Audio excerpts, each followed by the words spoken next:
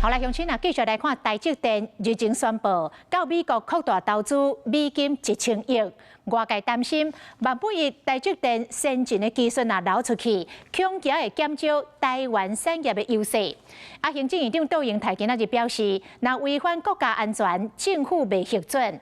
另外，国台办的发言人陈斌华伫今仔日的记者会来批评，讲美国咧违抗台积电，总有一天台湾会为奇迹变作弃迹。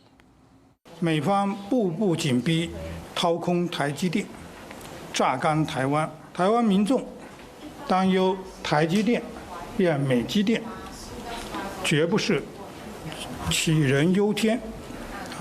台湾从棋子成弃子，也绝对是注定的下场。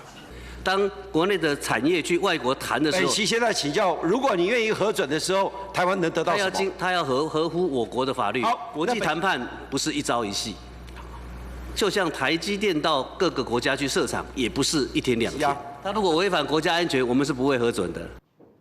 你好，我是宋彦明。想掌握最及时的新闻资讯吗？赶紧订阅、按赞、开启小铃铛，锁定华视新闻 YouTube 频道。